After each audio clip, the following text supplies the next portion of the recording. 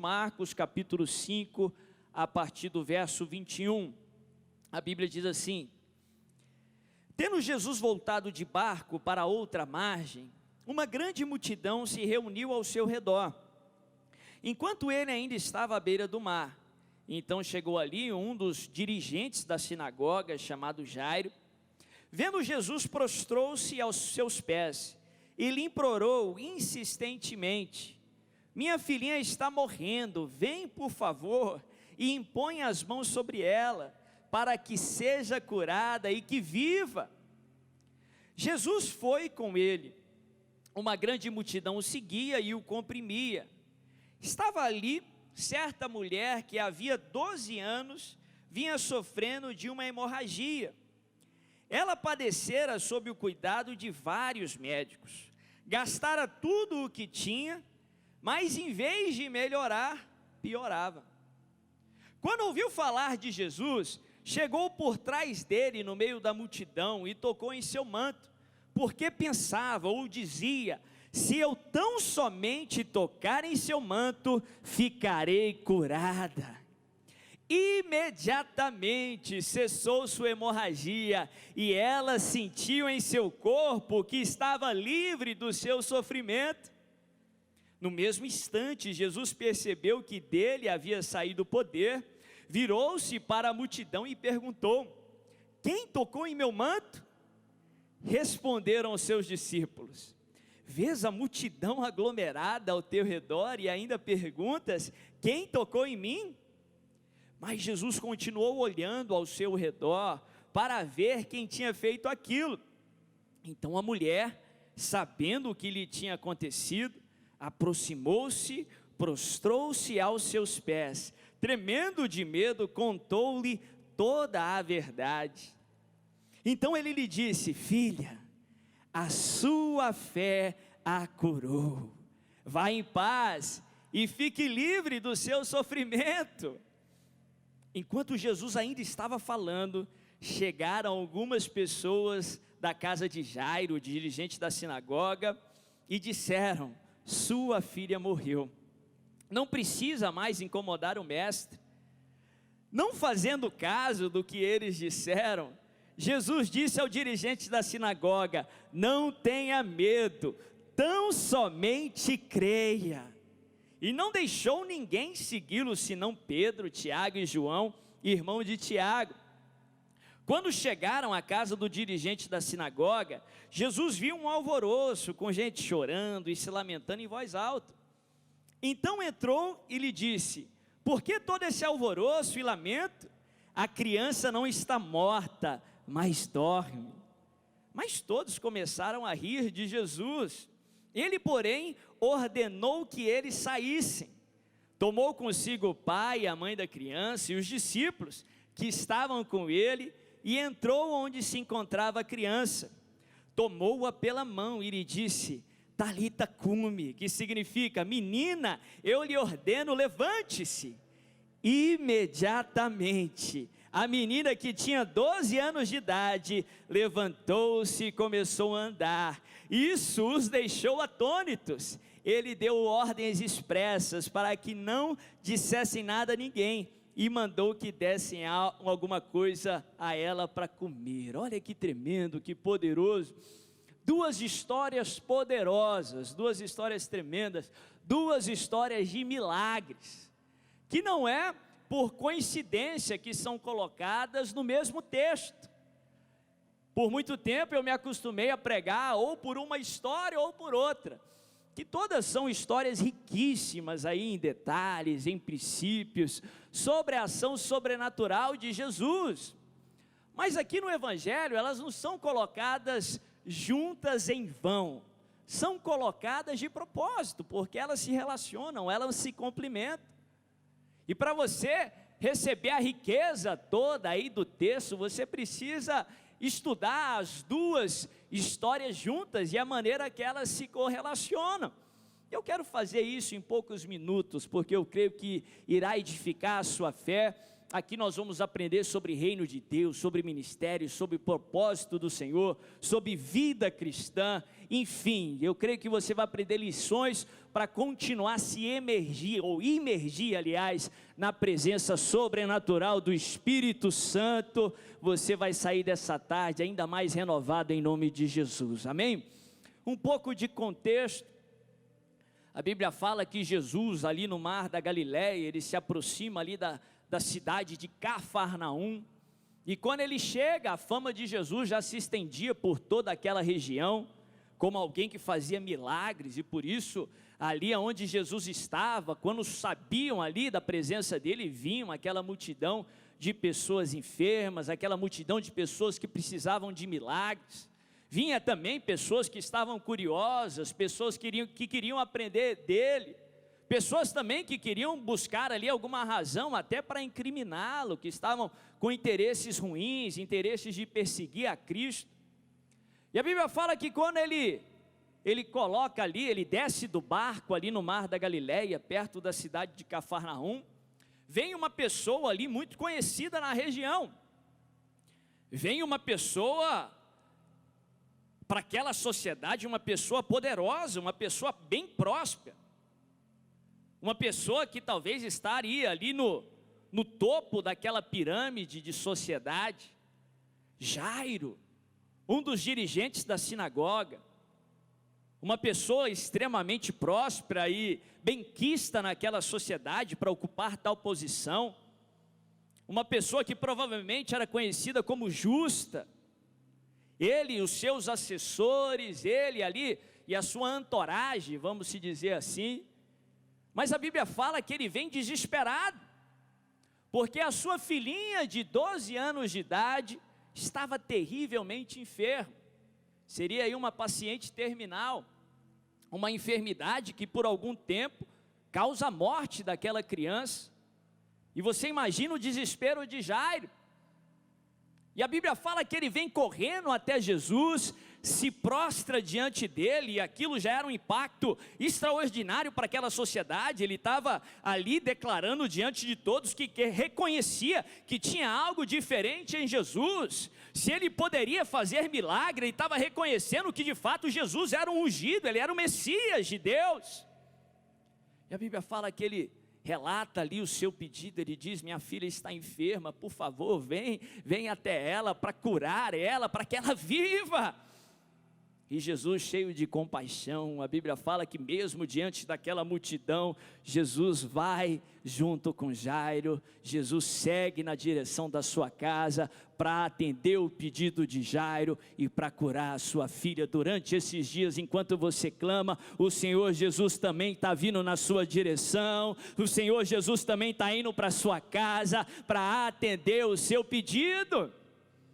A Bíblia fala que Jesus vai, aquela multidão seguindo Jesus, aquele empurra todo, Jesus, uma pessoa já muito popular naquela região.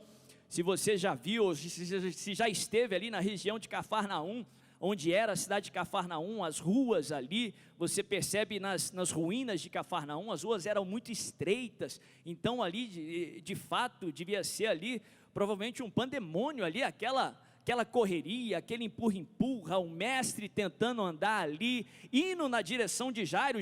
Não só Jesus estava ali, mas o próprio Jairo, que era uma pessoa conhecida, estava andando com Jesus, e aquilo já era uma grande cena para aquela cidade, para aquela região. E no meio dessa história, a Bíblia introduz a história da mulher do fluxo de sangue. A Bíblia fala que uma mulher que literalmente era o oposto de Jairo, para aquela sociedade, para aquele contexto. Se Jairo estava no topo da pirâmide, ela estava lá no fundo, ela estava lá no fundo do poço. Se Jairo representava o sucesso para aquela sociedade, aquela mulher representava o fracasso. Para uma sociedade extremamente machista, ela era uma mulher sozinha. A Bíblia fala que ela padecia de uma enfermidade também já há 12 anos. E a Bíblia fala que ela não se conformava com aquela situação, pelo contrário, ela lutou contra aquela enfermidade, ela lutou contra aquela situação, ela foi inconformada. A Bíblia fala que ela tentou de tudo, gastou tudo o que tinha, passou pela mão de vários médicos, e a Bíblia fala que ao invés de melhorar, ela piorava. Ao invés de melhorar, o problema se agravava. Para você ter uma noção, naquele contexto social, eles estavam ali debaixo da lei de Moisés, uma mulher que estava ali debaixo de sangramento, ela era considerada impura. Ela não poderia estar perto do convívio social, porque não só ela era considerada impura, mas quem a tocasse era considerado impuro. Então imagina só, ela sofria aquilo já há 12 anos. Se ela era casada, provavelmente ela já não tinha mais marido. A pessoa já não estava mais com ela, porque não poderia conviver com ela. Dizem alguns escritos rabínicos, a situação dela já era tão miserável, que uma pessoa naquela condição, para ir aí para o convívio social, ela não só devia ter cuidado consigo e com os outros, mas para que os outros soubessem daquela condição e pudessem ali fazer o possível para não se tornarem impuros, a mulher era obrigada a levantar as mãos e gritar pelo menos 2 vezes que ela era impura. Imagina só, ela devia dizer impura, impura, uma condição similar à do leproso debaixo da lei de Moisés. Aquela mulher, a Bíblia fala que ela tinha muito medo de se revelar a Jesus, porque se ela se revelasse e as pessoas vissem que ela estava enferma, impura, e ela tinha contaminado a todos, ela podia ser apedrejada, ela corria risco de vida. Pensa uma mulher que já estava fragilizada com a enfermidade, já tinha perdido tudo tentando resolver aquele problema sem sucesso, provavelmente fraca, provavelmente subnutrida, já tinha um esforço físico para ir até Jesus, e tinha que enfrentar também o risco de ser condenada pelos outros. Provavelmente se escondeu. Se ela era de Cafarnaum, a cidade não era grande, as pessoas conheciam ela, para chegar até Jesus, ela tinha que esconder a face de alguma forma. Tinha tudo conspirando contra ela, mas a Bíblia fala que ela ouviu falar de Jesus. Tinha tudo contra ela, mas a Bíblia fala que ela dizia consigo mesma, e por isso pensava consigo mesma: se tão somente eu tocar. Eu tentei de tudo, eu gastei tudo que tinha na mão dos médicos há 12 anos, minha situação não melhora, mas piora. Mas se eu tocar em Jesus, se eu tocar na orla do seu manto, eu sei que a minha situação será completamente transformada, eu sei que eu serei curada. Que aquilo trouxe fé para o seu coração. E ela foi contra tudo que conspirava contra ela, aquele empurra.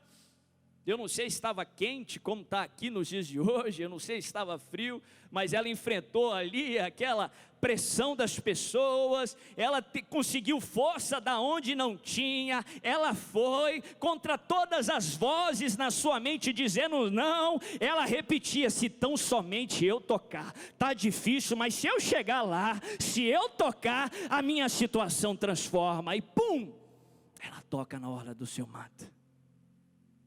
A Bíblia fala que não foi minutos, a Bíblia fala que imediatamente ela foi curada. Eu não sei o que ela sentiu depois de 12 anos com sangramento.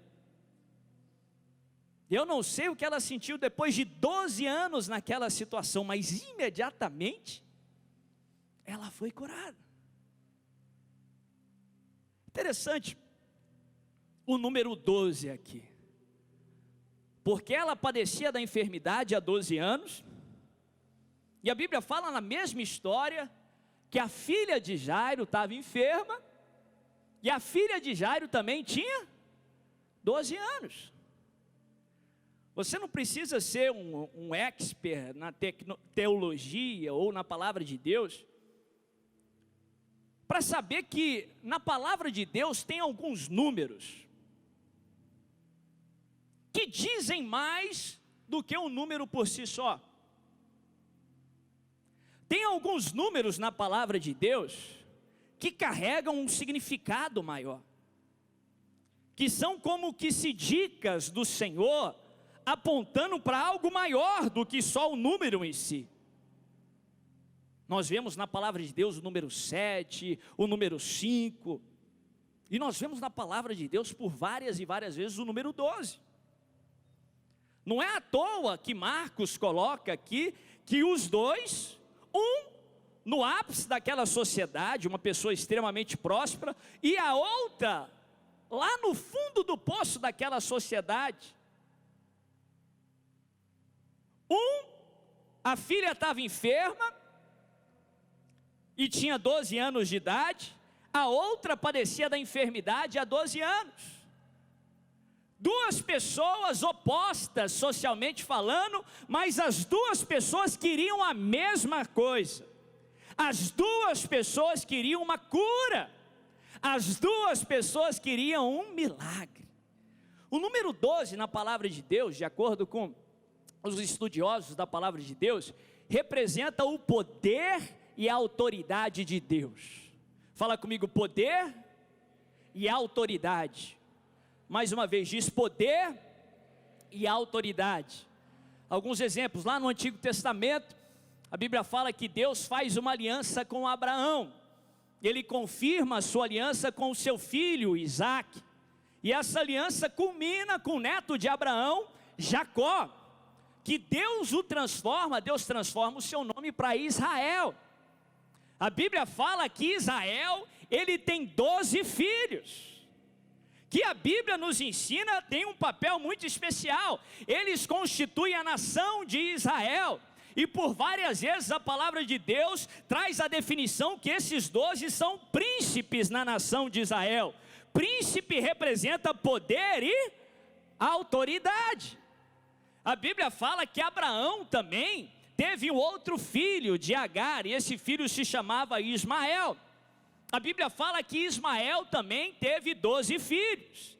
E a Bíblia também menciona que os filhos de Ismael seriam príncipes. Mais uma vez, 12 representando poder e autoridade.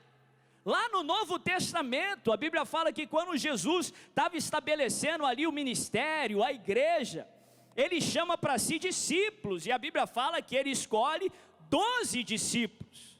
Esses 12 tiveram um papel especial. Esses 12 são chamados de apóstolos. A Bíblia fala que são os apóstolos do Cordeiro. A Bíblia fala que eles se assentarão em assentos especiais e julgarão as 12 tribos de Israel em poder e em autoridade. Lá em Lucas capítulo 9, verso 1, a Bíblia fala que Jesus, reunindo os 12, ele os envia em poder e autoridade para curar enfermos e libertar os cativos, ou libertar os possessos. Porque o número 12 representa o poder e a autoridade do Senhor. E a Bíblia nos traz mais e mais exemplos disso.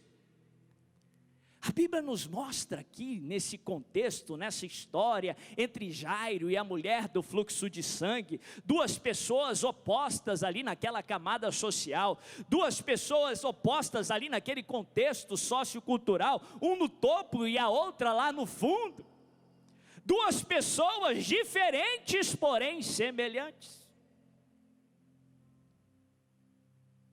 Por muitas vezes pregamos, e eu prego muito sobre isso, nós fomos criados de maneira única, sem igual. Não existe ninguém no universo igual a você, ninguém tem a sua impressão digital, ninguém tem um propósito que Deus tem para a sua vida, porque você foi criado de maneira única.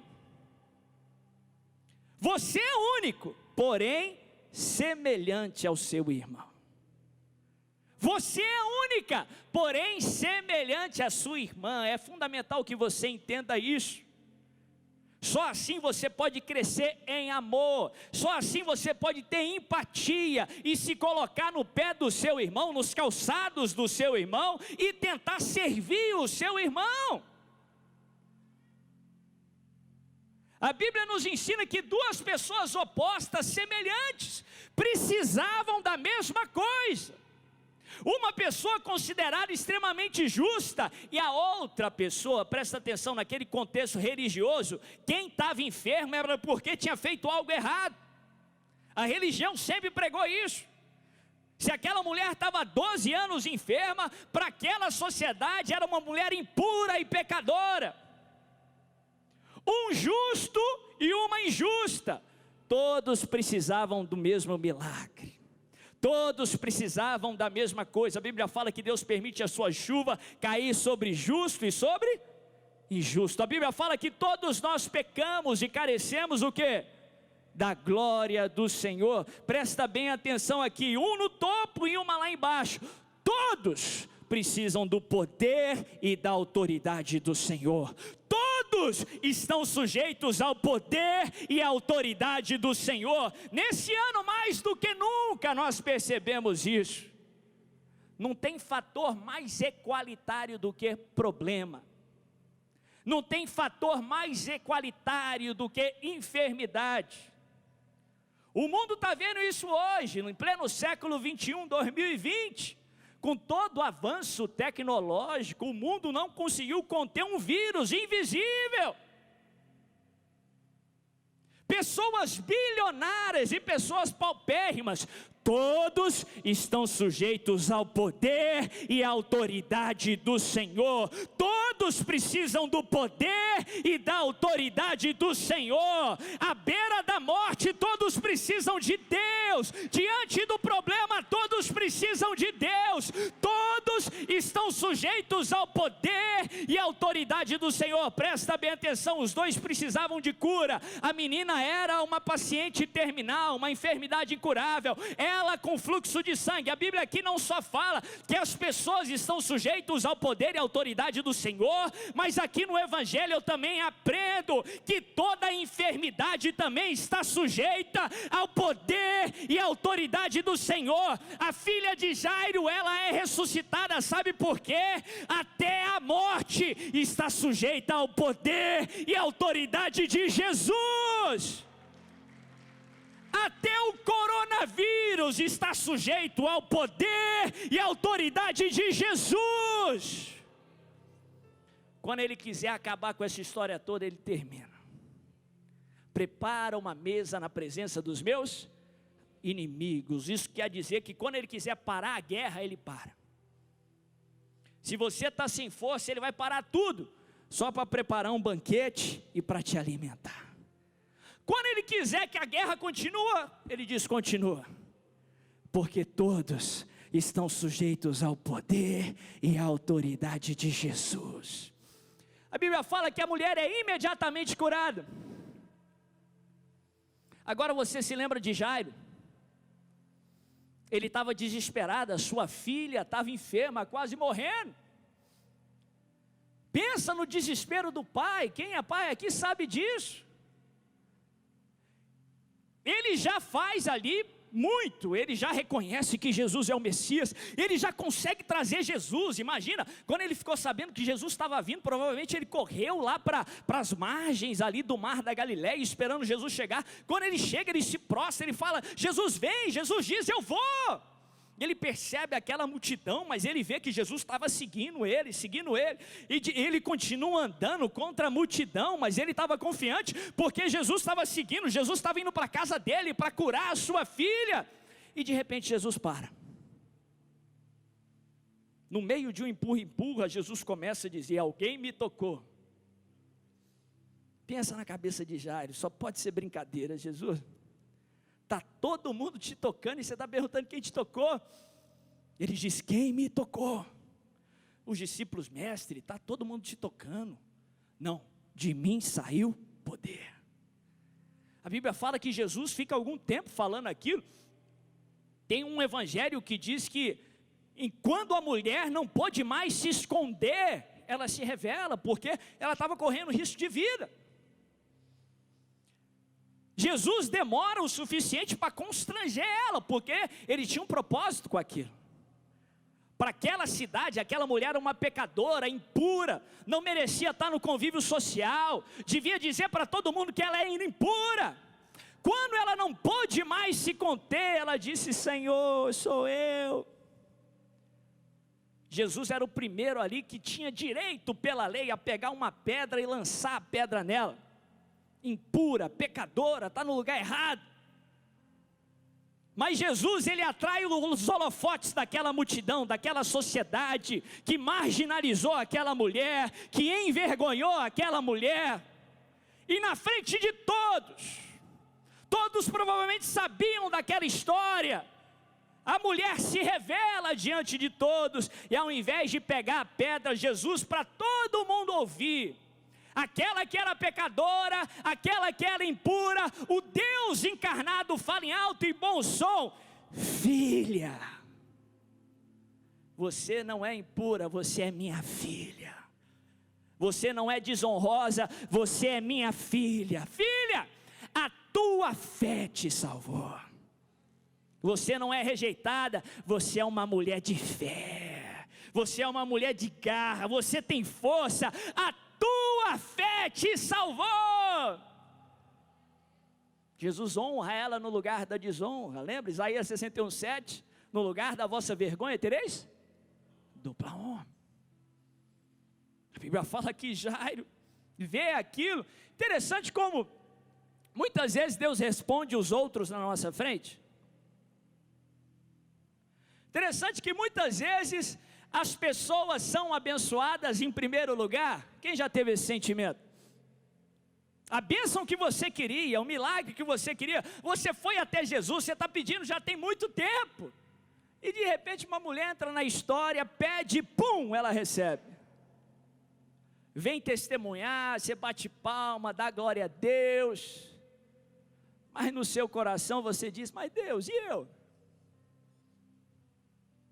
Interessante que Deus faz isso de propósito. Deus abençoa outros na nossa frente. A Bíblia tem uma parábola toda sobre isso. Não sei se você já ouviu sobre aquela que ficou conhecida como a parábola do trabalhador da última hora.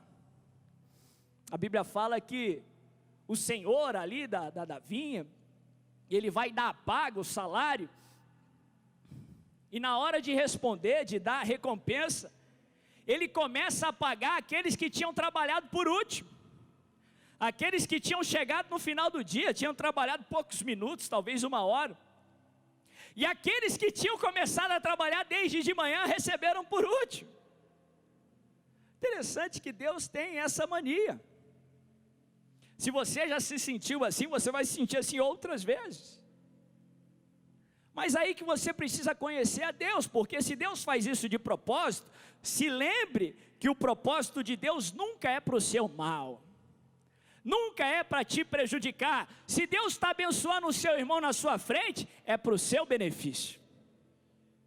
É porque a bênção do seu irmão está na verdade te abençoando, Deus está fazendo muito mais do que você está percebendo. Deus está fazendo muito mais do que você está vendo. Na verdade, Ele sempre faz infinitamente mais. Quando Deus abençoa outro na sua frente, não é para te prejudicar, é para te abençoar. Paulo nos ensina esse princípio, ele ensina que nós devemos chorar com os que choram, mas nós também devemos o quê? Alegrar com aqueles que se alegram. Chorar com os que choram até é mais fácil, porque você se sente superior até. Agora, se alegrar com o seu irmão, você fala: Deus, mas o irmão nem queria ainda, eu já estou aqui tem 10 anos. Eu já estou tentando, batendo nessa porta tem 5, tem 12 anos. O camarada chegou na cena agora e já teve um milagre, Deus. Quando Deus faz isso, Deus está convidando você para o conhecer. Para aquela sociedade, Jairo merecia mais do que ela. Deus está te lembrando que não tem a ver com mérito, tem a ver com a bondade do Senhor. Não tem a ver com aquilo que você fez, mas tem a ver com aquilo que Ele fez. Não tem a ver com aquilo que você é, mas tem a ver com aquilo que Ele é. Ele é bom em todo tempo. Todos nós pecamos e carecemos da glória do Senhor. A moral ali do trabalhador da última hora, que todos nós somos o trabalhador da última hora. Nós não merecíamos o pagamento do Senhor, nós não merecíamos a salvação. Eu e você merecíamos nada mais do que a morte e o inferno, mas Deus é tão bom, e Ele nos amou de tal maneira, que Ele nos revestiu de graça, e nos deu mais do que merecemos. É pela bondade do Senhor. Quando Ele abençoa outro na sua frente, Ele não está tentando diminuir a tua fé, Ele está tentando fortalecer a sua fé, para que você saiba que o mesmo Deus que tem o melhor para o seu irmão, Ele tem o melhor para você. Para que você saiba que o mesmo Deus que se lembrou do seu irmão, Ele jamais se esquece de você. Para que você saiba que o mesmo Deus que fez um milagre na vida do seu irmão, vai fazer um milagre na sua vida. Para que você exerça a sua fé, para que você exerça a sua confiança. E essas atitudes são como músculos. Quanto mais você exercita, mais você cresce. Quanto mais você exercita a sua fé, mais a sua fé cresce. Quanto mais você exercita a sua confiança, mais a sua confiança cresce. A Bíblia fala que Deus abençoa aquela mulher, e naquela hora que a cura vem, os familiares de Jairo, os amigos de Jairo chegam até Jairo e dizem assim: Jairo, não incomoda mais o mestre, a sua filha morreu. Jairo, não tem mais jeito, Jesus demorou demais, não devia ter parado. Jairo, a sua vida morreu, a sua filha morreu. Como eu falei, quando nós conhecemos a Deus, nós sabemos que Ele tem o melhor para cada um de nós. Ele tem o melhor para o seu irmão, e Ele tem o melhor para você. Só que muito cristão, quando vê Deus respondendo a mulher do fluxo de sangue, como Jairo viu, eles caem na tentação de pensar que o melhor que Deus teria para Jairo é o mesmo que Deus teria para a mulher do fluxo de sangue. Ah, Deus respondeu ela, Deus tem o melhor para mim, então Ele vai curar a minha filha. Deus tem o melhor para o seu irmão, e Deus tem o melhor para você. Isso não quer dizer que a mesma coisa que Deus tem para o seu irmão, Ele tem para você. Pelo contrário, o propósito de Deus é único para cada um de nós. Deus tem o melhor para o seu irmão, e glória a Deus pelo melhor que Ele tem para a vida dele. Mas saiba que Deus tem o melhor para você. E não molde o propósito de Deus para você por aquilo que Deus fez para a vida do seu irmão. Jairo pensou que Jesus iria curar como Ele curou a mulher do fluxo de sangue. Mas Jesus tinha planos maiores. Jesus tinha pensamentos maiores. Jesus tinha um propósito maior. Isaías diz que tão alto quanto os céus são da terra, os planos e pensamentos do Senhor são sempre maiores e melhores do que os nossos. Enquanto Jairo queria uma cura, Jesus jamais quis curar a sua filha. Jesus jamais planejou curar a filha de Jairo. Enquanto Jairo queria uma cura, Jesus queria algo maior. Jesus queria ressuscitar a filha de Jairo. A Bíblia fala que quando chega a notícia que a filha tinha morrido, Jairo meio que entrega os pontos. E se você acompanhar no texto, o texto muda. Antes você via Jairo conduzindo Jesus, Jairo chamando a Jesus, Jairo clamando. Depois que ele cura a mulher do fluxo de sangue, a Bíblia fala que Jairo fica meio que extasiado. E agora é Jesus que guia Jairo. Jesus diz para Jairo: Jairo, não temas. A menina não morreu, mas ela apenas dorme.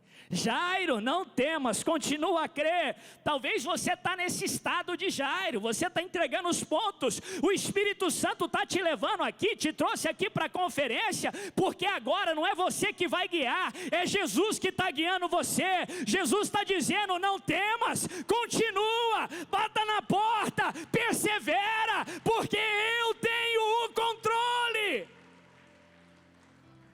Agora a história mudou, é como deveria ser desde o início. Não é Jairo guiando, é Jesus que tem que nos guiar. Jesus diz, Jairo, vamos para a sua casa, porque a sua filha vai voltar a viver. Sua filha não morreu, ela está dormindo. Presta bem atenção, Jairo esperou mais e não teve a sua cura. Ele teve a ressurreição.